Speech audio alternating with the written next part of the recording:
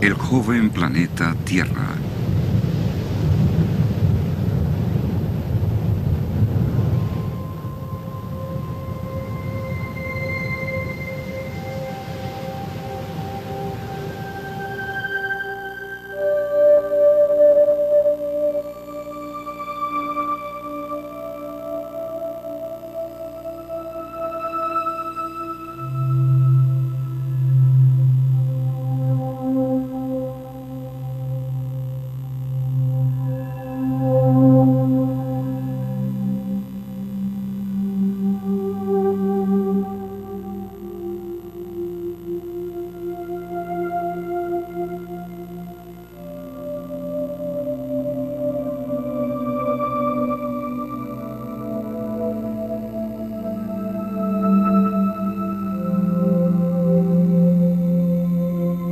Por décadas, los científicos han propuesto la teoría evolutiva de los orígenes de una Tierra que se formó por el lento enfriamiento de masa fundida durante 4.500 millones de años para crear las rocas base de los continentes, los granitos. Sin embargo, ¿han considerado los científicos todas las evidencias en su teoría de una Tierra que evoluciona desde la antigüedad? ¿Y si hubiera evidencia en los mismos granitos que demostrara que se formaron rápidamente y no por un enfriamiento lento? ¿Y si hubiera evidencia de que estas formaciones sedimentarias que componen el Gran Cañón se depositaron rápida y no lentamente? ¿Y si hubiera evidencia de que el mismo cañón fue tallado en un corto tiempo por rápidos procesos erosivos? ¿Y si hubiera evidencia que revelara que el carbón y el petróleo pueden formarse rápidamente y son recientes? ¿Y si hubiera evidencia de que los dinosaurios existieron no hace millones, sino unos pocos miles de años? ¿Y si se descubriera que las leyes naturales, el pegamento que mantiene unido al sistema evolutivo, no puede explicarlo todo en la historia de la Tierra? Nos veríamos obligados a considerar otro modelo de historia de nuestro planeta, uno que reconozca la posibilidad de que las tasas de cambios geológicos en el pasado fueron mucho más elevadas de las que observamos actualmente. En este escenario tomaría mucho menos tiempo para que ocurrieran diversos eventos geológicos. Entonces tendríamos todos los ingredientes para concluir que la Tierra es de hecho bastante joven. Pero ¿hay alguna evidencia científica que desafíe la visión evolutiva de una Tierra antigua y apoye la de una Tierra joven? El científico Robert Gentry la ha encontrado. Mientras trabaja en el Laboratorio Nacional de Oak Ridge en Tennessee, ha publicado evidencia que desafía el largo periodo de tiempo de la historia de la Tierra.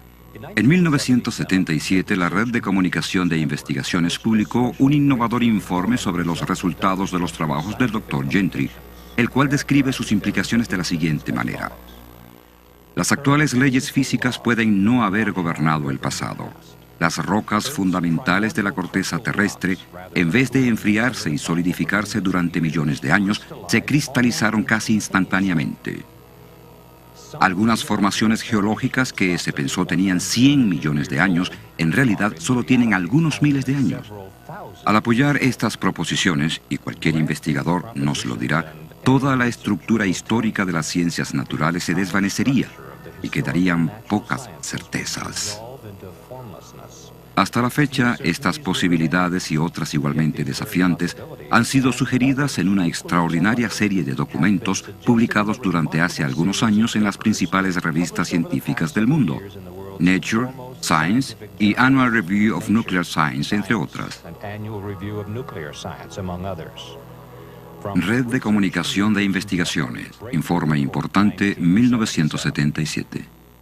Parte de la investigación del Dr. Gentry, a la que se hace referencia en esta cita, pertenece a su trabajo con madera carbonizada en lo que se conoce como la Meseta de Colorado, una extensa región geográfica que abarca parte de Colorado, Utah, Arizona y Nuevo México.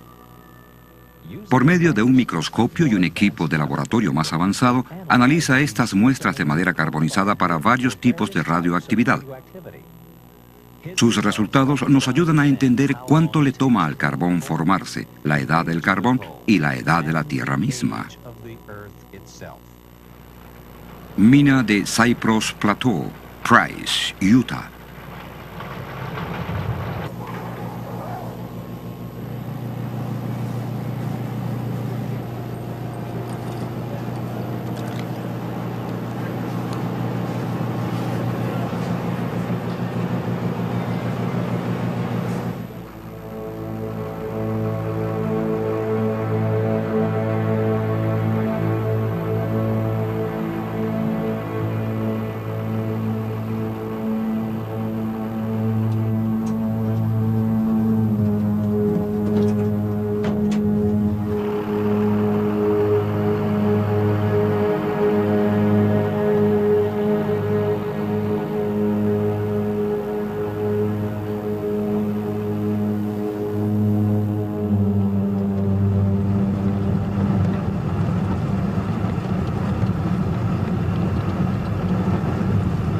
...610 metros, 10 kilómetros bajo tierra.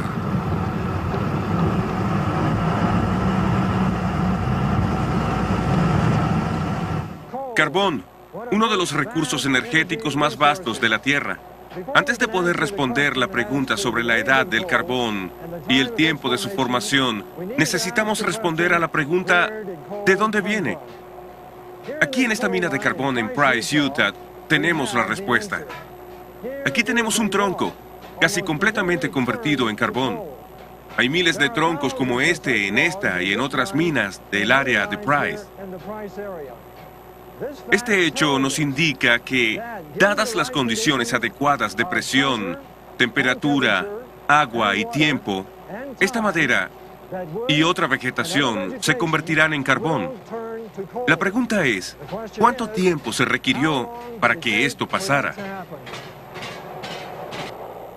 Robert Gentry y su hijo, David, socio en el trabajo de su padre, exploran este tema juntos.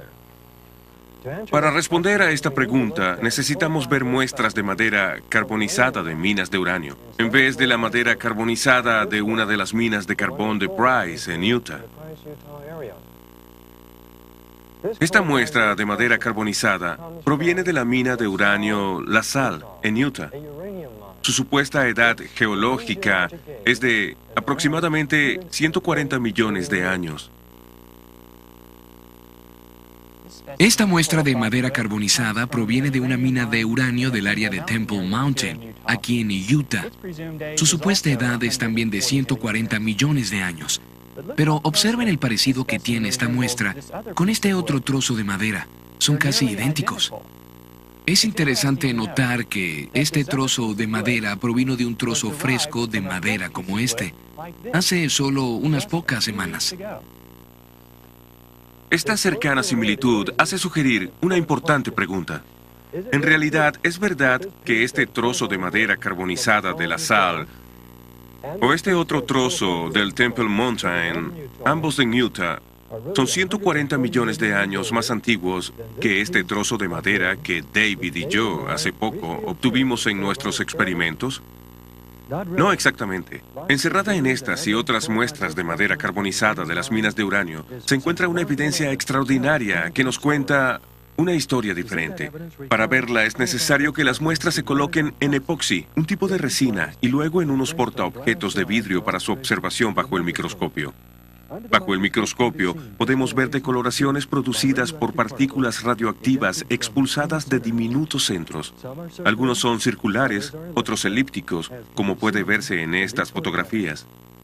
Para formarse estos halos circulares y elípticos, necesitaron una secuencia especial de acontecimientos, en realidad tan especial que derriba completamente la idea de una edad antigua del carbón y apunta hacia su reciente formación, geológicamente hablando. ¿Qué tan reciente? En 1976 publiqué mis resultados sobre los estudios de estos troncos en la edición de Issue of Science del 15 de octubre de 1976. Esto es lo que decía ese informe. Estos extraordinarios valores, con referencia a estos porcentajes de uranio, admiten la posibilidad de que tanto la infiltración inicial del uranio como la carbonización posiblemente hayan ocurrido en los últimos miles de años. En otras palabras, estaba sugiriendo que el carbón se forma muy rápido, geológicamente hablando. Esta información se ha mantenido inalterada y no se ha refutado en la literatura científica desde que se publicó en 1976. Por lo tanto, tenemos derecho a sacar algunas conclusiones firmes sobre los datos.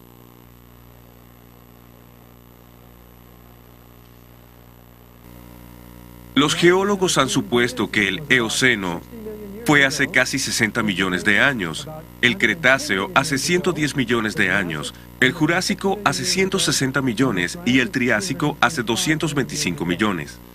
Pero los resultados que hemos presentado contradicen esa información, y lo que muestran es el entierro simultáneo de todas estas formaciones hace varios miles de años. Estos resultados pertenecen al origen y a la edad del carbón, donde quiera que se encuentre.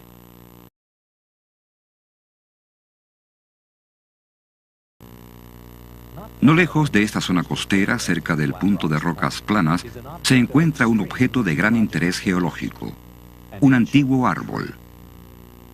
Pueden verse los restos fosilizados de este árbol que se extienden sobre 3,5 metros de capas sedimentarias entre 2 vetas de carbón localizadas aquí. Hace años, cuando una compañía minera excavó las capas que cubrían el árbol, se podía ver que el pie del árbol se extendía hacia la parte más baja de la veta de carbón. Desde ese entonces, la parte inferior del árbol se ha separado. Incluso ahora, con su reducida longitud, el árbol se extiende a través de capas que, normalmente, los geólogos opinan que toman cientos de miles de años en acumularse. Pero estas capas no pudieron tardar tanto tiempo, ya que el árbol se hubiera podrido mucho antes de que los sedimentos hubieran tenido tiempo de acumularse a su alrededor. Más bien, este árbol es un testimonio mudo de su catastrófico entierro en al menos 2 secuencias de depósitos de ceniza volcánica. Como lo indica la evidencia, probablemente el árbol quedó enterrado en una serie de flujos de ceniza volcánica con muy poca separación entre uno y otro, similar, tal vez, al catastrófico entierro de miles de árboles en el monte St. Helens en el estado de Washington. Pero si el carbón se formó rápidamente, esperamos ver lugares donde los geólogos han encontrado grandes dificultades para explicar su origen, por la lenta acumulación de vegetación. Así que veamos de cerca la evidencia de la formación del carbón, como ocurre en la espectacular cuenca del río Powder en Wyoming y Montana. La mina abierta de la empresa AMAX en Eagle Butte, cerca de Gillette, Wyoming, revela las enormes reservas de carbón que son visibles por los métodos de explotación a cielo abierto utilizados aquí. La mina de Eagle Butte posee capas de carbono vetas con un espesor aproximado de 37 metros. Esta mina es parte de un área rica en carbón mucho más grande, conocida como la cuenca del río Powder. Esta gigantesca reserva de 26.000 kilómetros cuadrados, ubicada entre las Black Hills de Dakota del Sur al este y las montañas Big Horn al oeste, se extiende hacia el norte hacia el río Yellowstone en Montana y hacia el sur hasta Casper, Wyoming. La inmensidad de los depósitos de carbón de la cuenca del río Powder ha llamado la atención de geólogos durante décadas. Tal interés se documentó en la edición de mayo de 1993 de Earth Magazine. El artículo El carbón del río Powder, enigma geológico, dilema ambiental, incluía estas afirmaciones. Las vetas de carbón del río Powder son extraordinariamente gruesas y puras, libres de otro material. Por lo general, los sedimentos superfluos como la arcilla lavan un depósito antes de que las vetas de carbón puedan hacerse muy gruesas, pero el carbón del río Powder está contenido en inmensas franjas, algunas de más de 60 metros de espesor. Estas vetas se extienden por grandes distancias, arriba y abajo de la cuenca. Tienen cientos de kilómetros de longitud y 80 kilómetros de ancho, dice James McClure, geólogo de la Universidad de Wyoming. No son pequeñas agrupaciones de 1 hectárea o 2, son algo inmenso. McClure, que estudió la cuenca por más de una década, dice que no hay otro lugar en el mundo que tenga tantas vetas de 15 metros o más de grosor. Pero la cuenca del río Powder no es solo un recurso económico. Para los geólogos también es un intrigante enigma científico. Los geólogos han estudiado la cuenca por más de un siglo, principalmente para responder a una difícil pregunta. ¿Cómo las vetas llegaron a ser tan enormes?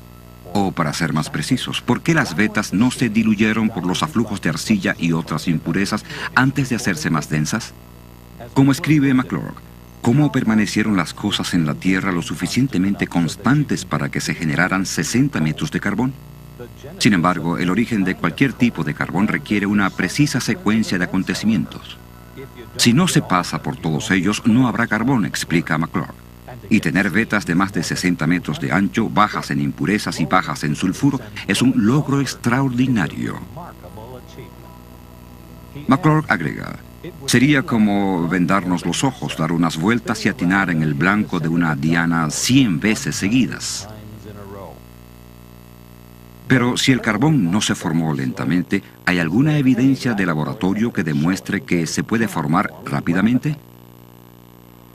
En esta demostración, Robert y David Gentry comienzan a responder esa pregunta. Anteriormente, tomamos un trozo de madera como este, lo introdujimos en este tubo de acero, agregamos un poco de agua y lo sellamos.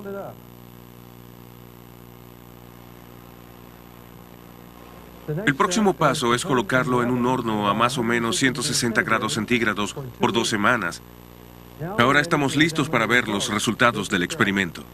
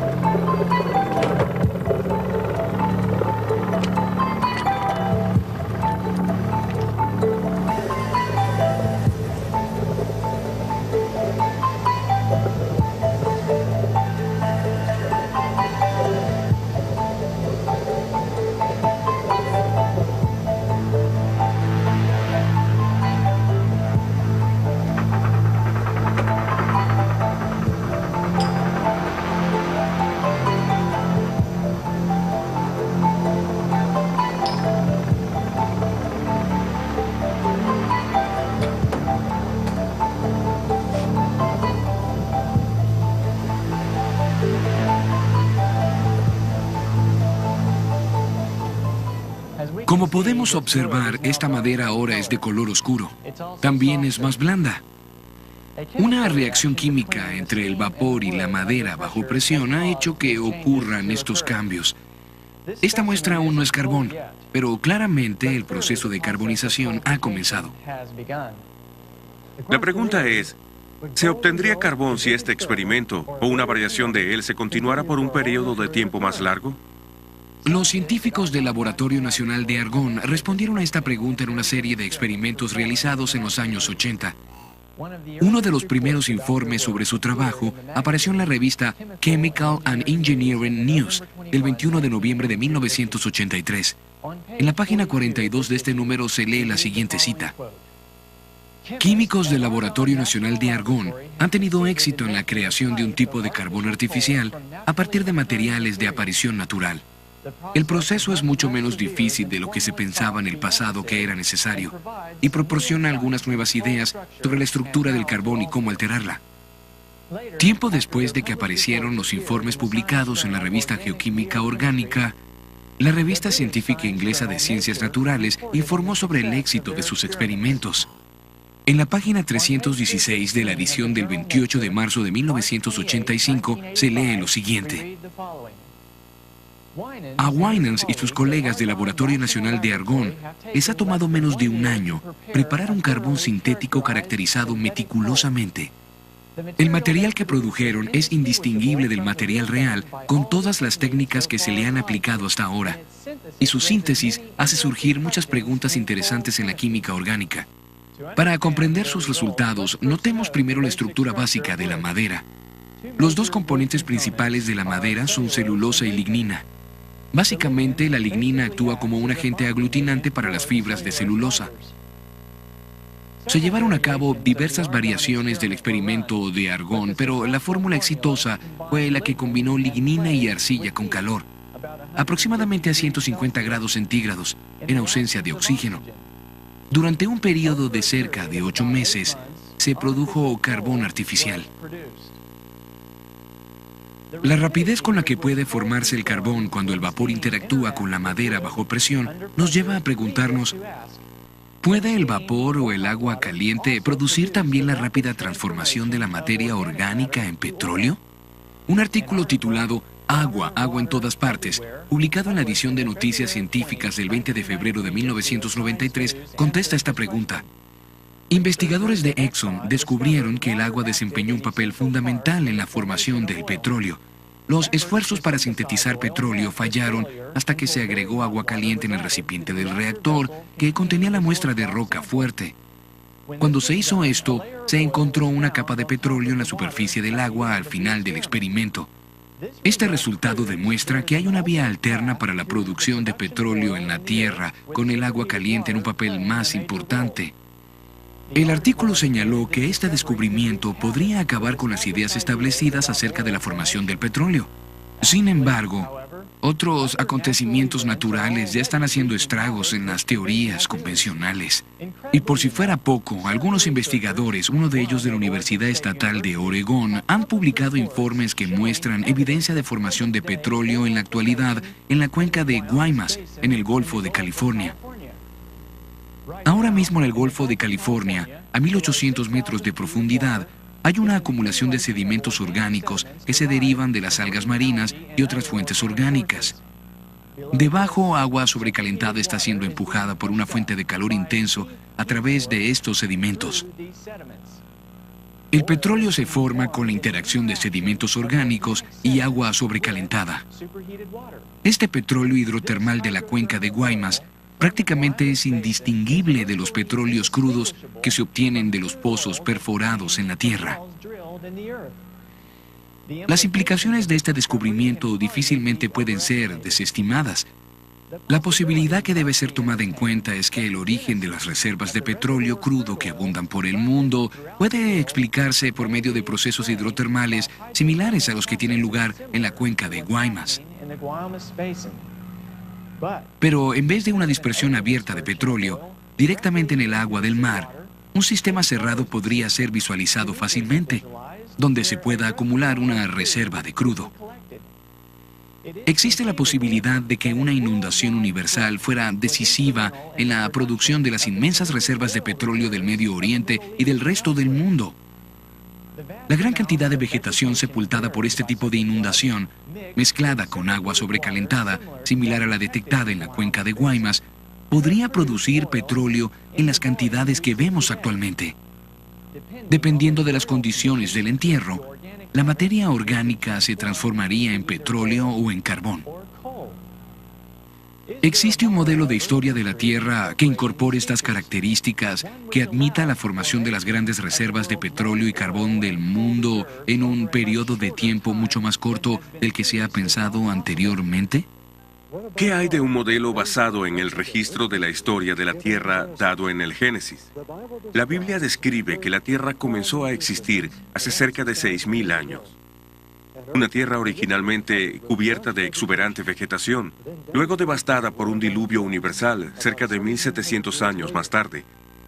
Esta escala temporal, desde luego que concuerda con todos los descubrimientos científicos que he realizado, y es un hecho que el agua una vez cubrió esta tierra. En 1927, Noel Odell descubrió fósiles marinos cerca de la misma cima del monte Everest, montañas que se elevan sobre el agua. Es como la Biblia describe el fin del diluvio universal. De acuerdo con esta descripción, las conchas marinas cerca de la cima del monte Everest nos sorprenden mucho. Y el carbón y el petróleo son el resultado de una rápida devastación y del entierro de exuberante vegetación causados por un diluvio universal. Si es así, ¿qué tal si una inundación universal hubiera causado este rápido enterramiento? La Biblia habla de las fuentes de una grieta grande y profunda, una fuerte referencia a erupciones volcánicas en las cuencas oceánicas antes de la inundación. Esto es significativo porque recientemente investigadores oceánicos encontraron un área del lecho del Océano Pacífico con más de 1.000 volcanes. El área es casi del tamaño del estado de Washington.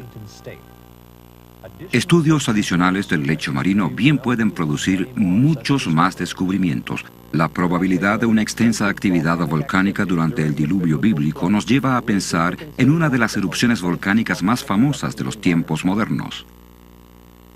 El 18 de mayo de 1980, un gigantesco deslizamiento de tierra en el monte St. Helens, Washington, vino acompañado por una explosión equivalente a 20 millones de toneladas de dinamita.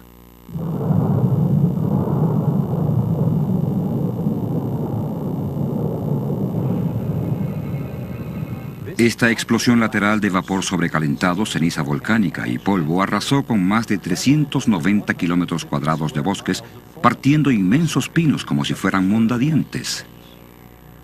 Los escombros del derrumbe se precipitaron al lago Spirit, causando una ola colosal que bañó un lado de la montaña adyacente a más de 240 metros sobre el nivel del agua antes de la erupción. Una capa promedio de 90 metros de nuevo sedimento que cayó al lago ha hecho que el nivel de su superficie sea ahora unos 75 metros más alto. Y un gran número de árboles derribados por la explosión cayeron al lago Spirit, arrastrados por la gigantesca ola. La catastrófica fuerza del agua para acumularse y sepultar extensas cantidades de vegetación puede observarse fácilmente aquí. La maraña de troncos flotantes en el lago Spirit solo tiene la mitad de su tamaño original, ya que el resto de los troncos se ha hundido hasta el fondo. Si el monte St. Helens hubiera hecho erupción debajo del agua, inmensas olas, cientos de veces más grandes que la del lago Spirit, habrían causado que el material expulsado fuera llevado a zonas más vastas antes de asentarse. Si cientos de estos volcanes estaban activos, podemos comenzar a imaginarnos los destructivos efectos que un diluvio universal habría tenido en la topografía del planeta. Esto hace que nos preguntemos, ¿puede un diluvio universal como el descrito en la Biblia ser también la explicación de otros fenómenos geológicos, como el del Gran Cañón? Algunos geólogos nos habrían dicho que los depósitos sedimentarios se asentaron durante muchos millones de años, lo que simplemente no es verdad. El hecho es que la geología del Gran Cañón encaja en un modelo que se basa en el suceso de un diluvio universal. En un intento por saber de dónde vinieron las aguas de la inundación, a dónde fueron después del aluvión y qué acontecimientos geológicos ocurrieron mientras duró, recurrimos al Dr. Walter Brown, antiguo jefe de los estudios de ciencia y tecnología en el Air War College y profesor titular de la Academia de la Fuerza Aérea de Estados Unidos. Su desarrollo de la teoría de las hidroplacas proporciona la clave que descubre muchos misterios sobre el diluvio y sus efectos. En nuestro planeta podemos ver 17 aspectos muy extraños que hoy pueden explicarse sistemáticamente como resultado de un cataclismo, un diluvio universal cuyas aguas salieron expulsadas de cámaras subterráneas con una liberación de energía que excedía la explosión de 10.000 millones de bombas de hidrógeno. Esta explicación nos demuestra la rapidez con que se formaron las principales montañas. Explica los depósitos de carbón y petróleo, la rápida deriva continental, por qué los lechos oceánicos tienen enormes fosas y cientos de cañones y volcanes.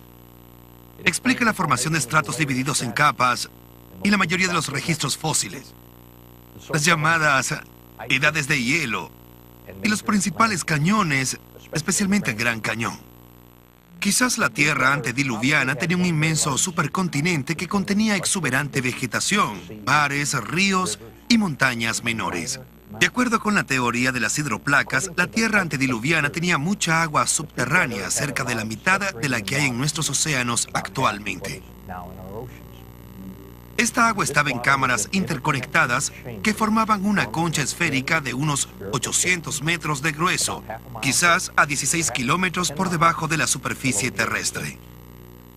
El incremento de la presión en la cámara subterránea expandió la corteza como se expande un globo cuando aumenta la presión en su interior. La falla en la corteza comenzó con una fisura microscópica que aumentó en ambas direcciones a cerca de 5 kilómetros por segundo. La grieta que siguió el camino de menor resistencia rodeó el planeta en aproximadamente 2 horas. Cuando la grieta se desplaza por la Tierra, la corteza sobre ella se abrió como el rasgón de una tela muy estirada. El agua subterránea estaba bajo extrema presión, debido al peso de 16 kilómetros de roca presionando hacia abajo. así que el agua salió violentamente de la rotura. Los cálculos demuestran que estas fuentes de agua de la grieta que rodeaba el planeta salieron propulsadas de manera supersónica a más de 30 kilómetros hacia la atmósfera. La rociada de esta enorme fuente produjo lluvias torrenciales que la Tierra no había experimentado antes ni experimentado desde entonces. La Biblia afirma que todas las fuentes del gran estallido se abrieron en un día. Y describe estos eventos hace cerca de 4.500 años. Ahora podemos unirlos científicamente por orden de causa y efecto en la teoría de las hidroplacas. Las fuentes de la Gran Grieta y el vapor en expansión produjeron violentos vientos y parte del agua que salió expulsada por encima de la helada estratosfera se congeló en cristales de hielo sobreenfriados y se formaron inmensos depósitos de hielo que sepultaron, asfixiaron y congelaron instantáneamente a muchos animales.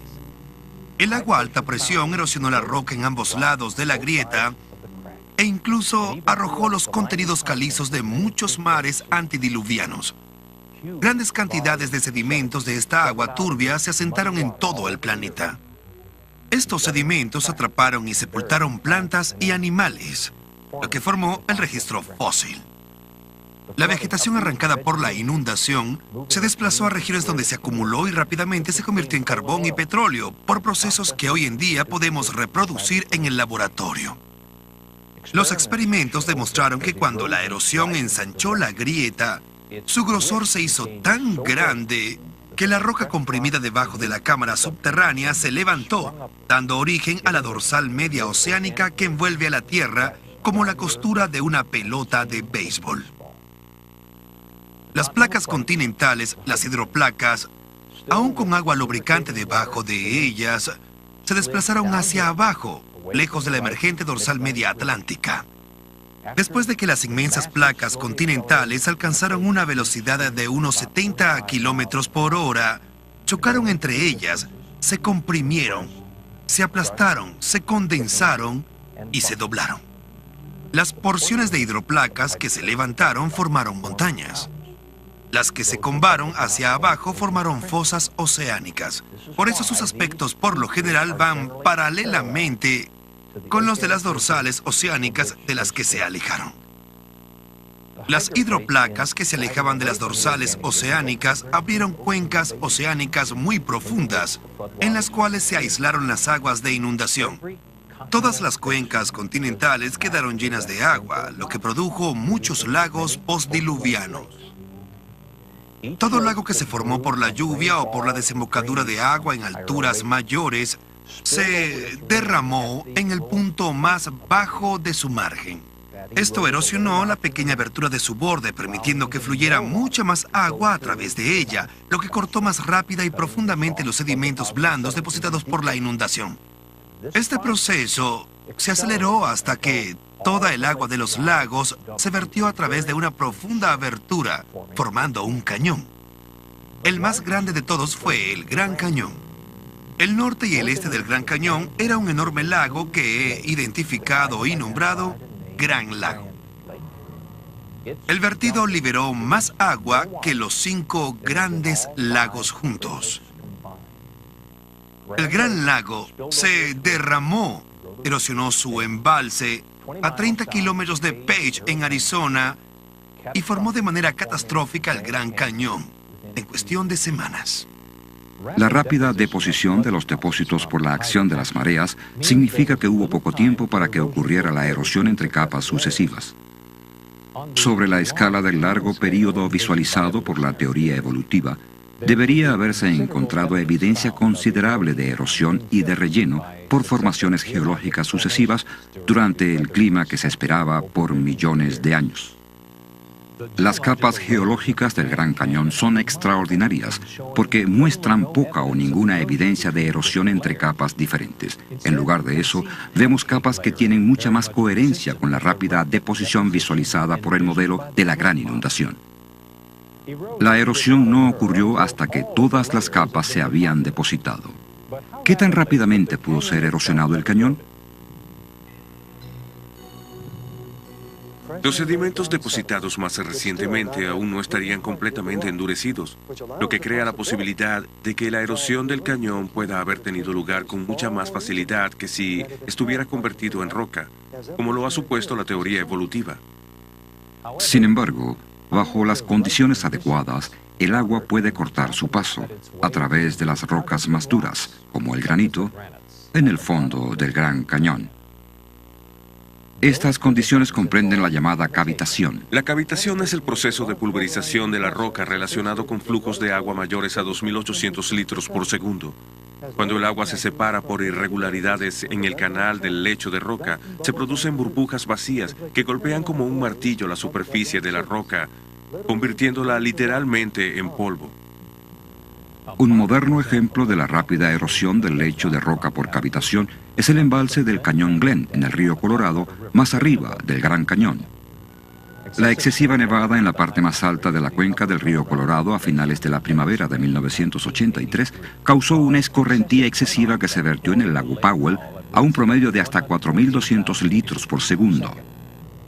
Esta rápida afluencia amenazó con desbordar el embalse del cañón.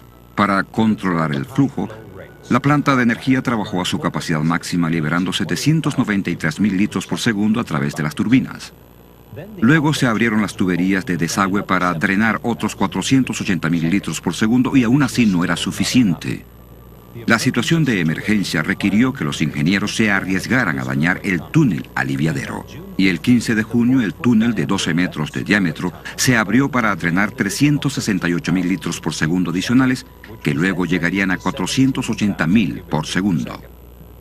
Luego, el 28 de junio, el flujo se incrementó a 906.000 litros por segundo. En ese momento, el agua que salía del túnel era roja y los ingenieros sintieron temblores de tierra fácilmente perceptibles.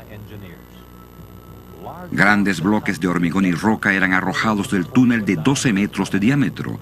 Después de cerrar el túnel aliviadero, el equipo de inspección descubrió grandes daños por efecto de la cavitación. El revestimiento de acero de 90 centímetros del hormigón armado del túnel tenía inmensos agujeros. En un recodo donde el túnel se eleva, un hoyo de 9 metros y medio de profundidad, 46 metros de altura y 12 metros de ancho cortaba el revestimiento en piedra arenisca roja. Se requirieron 1.700 metros cúbicos de hormigón para rellenar este enorme agujero. El proceso de reparación comprobó la gran extensión del daño. La velocidad de la erosión en el túnel aliviadero del embalse del Cañón Glen ocurrió muy rápidamente durante el período en que apareció el color rojo del agua y se sintieron los temblores. Es posible que la cavitación pulverizara el hormigón, el acero y la piedra arenisca a un promedio de 28.300 litros por segundo durante el período cumbre de la erosión. Los efectos destructivos de la cavitación en el embalse del Cañón Glen nos indican que el Gran Cañón pudo haberse erosionado muy rápidamente por la abrupta liberación de un gran volumen de agua sobre él. Pero, ¿de dónde provino el agua y qué causó su repentina liberación? Los estudios del Dr. Brown sobre el Gran Cañón proporcionan una de las mejores respuestas. A la mayoría de la gente se le ha dicho que el poderoso río Colorado talló el Gran Cañón durante millones de años. Pero si la gente pudiera estudiar el cañón desde un avión, podría ver su inmensidad y lo diminuto que es el río en relación con el cañón. No hay río sobre la tierra que pueda tallar este gran hoyo en el suelo, ni siquiera en miles de millones de años. Si el río Colorado talló el Gran Cañón, la primera pregunta que deberíamos hacernos es ¿a dónde van los sedimentos erosionados? Debería haber un gigantesco delta fluvial al final del río Colorado, pero no lo hay. Además, los geólogos no pueden encontrar un gran delta fluvial cerca de esta parte del mundo. Así que debemos preguntarnos a dónde va toda esa tierra. En varios lugares de esta plataforma que domina el Gran Cañón, hay pequeñas montañas o cerros con capas horizontales que cuentan una historia fascinante. Las capas están alineadas, así que obviamente una vez estuvieron conectadas. Algo debe haber pasado y removido varios miles de metros de gruesas capas de material más blando que una vez estuvo en donde estamos ahora. Necesitamos explicar no solo a dónde fue la Tierra que estaba dentro de este inmenso cañón de 322 kilómetros de largo, sino también a dónde fueron los miles de metros de tierra que una vez estuvieron aquí arriba y que se esparcieron por decenas de miles de kilómetros. Esta formación en particular, llamada Cerro Rojo, no solo sigue teniendo algunas de estas capas horizontales, también posee una clave en la cima. La capa superior es un flujo de lava. La lava solo fluye cuesta abajo, por lo tanto, en un momento, la tierra que rodea la cima de ese cerro debe haber sido más alta. De nuevo, nos preguntamos, ¿a dónde fue toda la tierra? Catastróficamente, el Gran Lago se desbordó y erosionó su embalse, formando el Gran Cañón hacia el sudeste en unas pocas semanas. Otro gran lago postdiluviano, reconocido por los geólogos, una vez estuvo cerca de aquí, el lago Hopi. Cuando el Gran Lago se desbordó catastróficamente, creo que erosionó el límite oeste del lago Hopi, haciendo que este también se desbordara. ¿A dónde fue toda la tierra? Fue esparcida rápidamente sobre el sur de Arizona y sobre parte de California y de Nevada. La evidencia que apoya el diluvio universal bíblico de hace unos 4.300 años ya está montada. Para el Gran Cañón, el diluvio explica cómo las capas sedimentarias rápidamente se depositaron cuando las aguas aumentaron y cómo fueron erosionadas rápidamente cuando las aguas se retiraron. También hemos visto a dónde fue toda la tierra, y hemos visto la evidencia del rápido entierro de la vegetación antediluviana para producir el carbón y el petróleo actuales. Ahora veremos evidencia fósil del rápido entierro de las formas de vida antediluvianas. De hecho, algunas de las evidencias más extraordinarias de la rápida deposición de los sedimentos de la inundación vienen de fósiles bien preservados encontrados en ciertas partes del planeta. Quizás la mayor evidencia fósil del rápido entierro de plantas y vida marina se encuentra en el suroeste de Wyoming, en el Monumento Nacional Fossil Butte. Durante los últimos 100 años, científicos y coleccionistas han recolectado miles de fósiles casi perfectamente preservados de sitios dentro del monumento, en especial aquí en el Cerro Fossil Butte. Es una colección increíblemente variada de tortugas fósiles, frondas de palma, cocodrilos, hojas, insectos, ramas con frutos secos que permanecen intactos. Incluso hay rayas fósiles cuyos esqueletos de cartílago son conocidos por desintegrarse rápidamente y que demuestran que en realidad ese entierro de todas las formas vivientes fue bastante rápido. Pero esto no es todo. Quizás la evidencia más espectacular del entierro rápido de todos los fósiles dentro del monumento son los miles de millones de más de 20 especies de peces. Esta losa de roca en el centro de visitantes del monumento, que mide 2,5 metros por 1,5 metros, muestra vivamente solo unos cuantos de ese número. Sorprendentemente, muchos de los peces conservan no solo el esqueleto entero, sino también los dientes, delicadas escamas y hasta la piel. El inmenso número de peces fósiles en Fossil Butte les ha dejado a los geólogos evolucionistas un gran misterio sin resolver. En 2 secciones tituladas Condiciones ideales para la creación de fósiles y Misterios sin resolver del folleto del Parque Nacional Fossil Butte, se revelan las contradicciones que resultan cuando se utiliza un período terrestre antiguo para explicar el rápido entierro. Por un lado, especulan sobre la existencia de un lago en el que muchos animales y plantas probablemente murieron de manera natural. Por el otro, la evidencia obliga a concluir que en varias ocasiones inmensas cantidades de peces murieron súbitamente.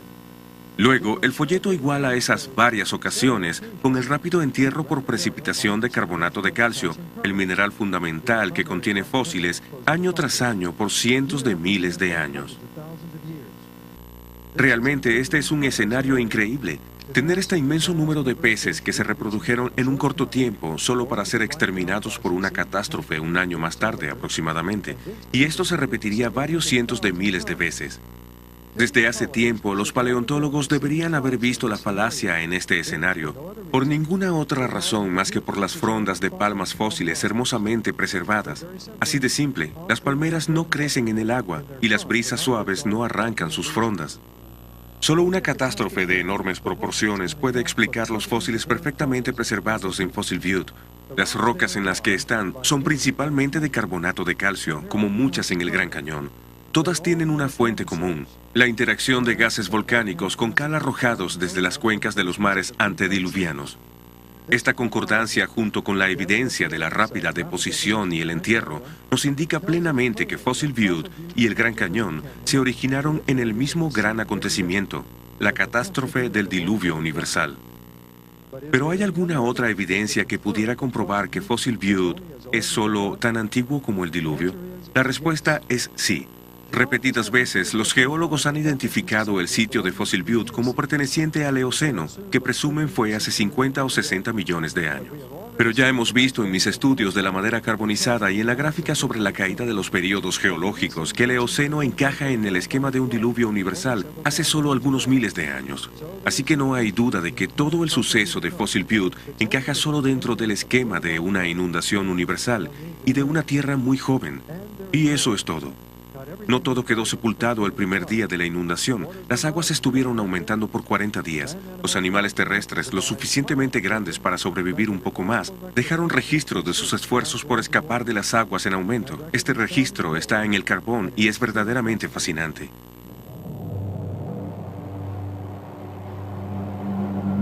De vuelta a la mina de Cypress Plateau.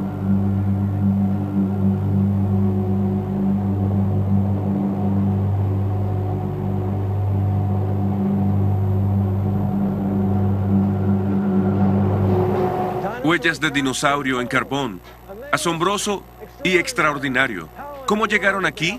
Obviamente, en el pasado, había una inmensa franja de vegetación en esta área. Los dinosaurios deambulaban sobre la vegetación antes de convertirse en carbón. Pero ¿hace cuánto tiempo fue eso? ¿Qué edad tienen los dinosaurios? Eso es lo que queremos saber. Esta otra huella de dinosaurio nos cuenta la historia. Está justo al lado de uno de esos troncos carbonizados de esta mina de carbón de Price en Utah. En realidad, está a solo 30 metros de los troncos carbonizados que vimos anteriormente. Así que sabemos que cualquiera que sea la edad de la madera carbonizada, los dinosaurios eran del mismo período.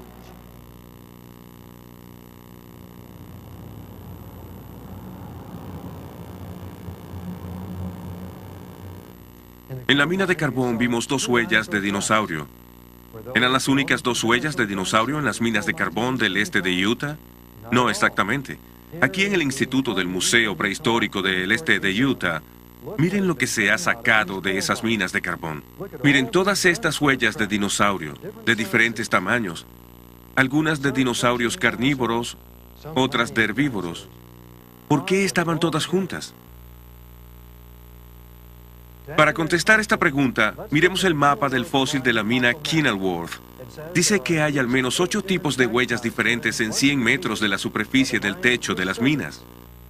Aquí en el mismo mapa podemos ver las huellas y los troncos carbonizados. De acuerdo con el letrero, estos dinosaurios deambulaban por un pantano. El sentido común nos dice que eso no puede ser verdad. No hay pantanos en el mundo que preserven estas huellas. Todos estos dinosaurios estaban juntos por una razón. Estaban tratando de escapar de las aguas en aumento de la inundación universal. Estos gráficos ayudan a ilustrar cómo las huellas de los dinosaurios pudieron haberse formado en la época del diluvio y por qué persisten en el carbón. La tierra antediluviana estaba cubierta de vegetación, una escena de belleza por todos lados. Luego vino la inundación. La lluvia torrencial y las fuentes de la grieta grande y profunda causaron que la exuberante vegetación del planeta fuera barrida por las crecientes aguas. Esta vegetación se acumuló en grandes marañas y luego fue depositada por el flujo y reflujo de las olas de las mareas, producidas por actividad volcánica en los mares antediluvianos. Cada acción de las mareas dejaba su depósito de sedimento dentro o sobre la capa de vegetación. Los dinosaurios, por ser bastante pesados, pudieron sobrevivir a muchas de las primeras acciones de las mareas cuando buscaban escapar de las aguas de la inundación.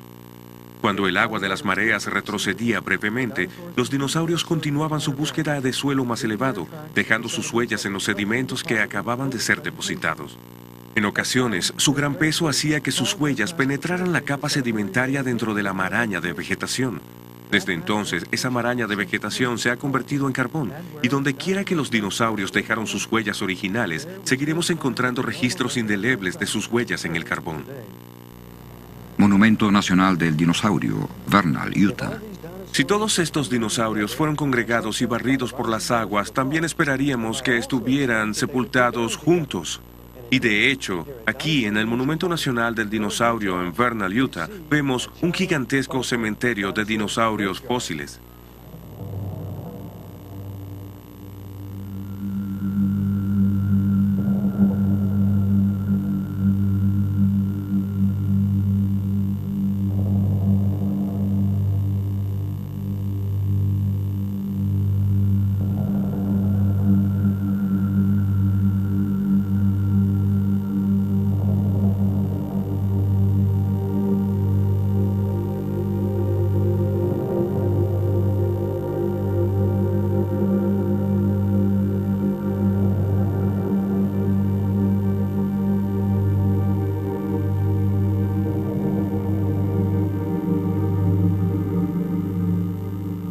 Ha llegado el momento de sacar algunas conclusiones sobre la edad de los dinosaurios y la edad del pez fósil encontrado en el Monumento Nacional de Fossil Butte.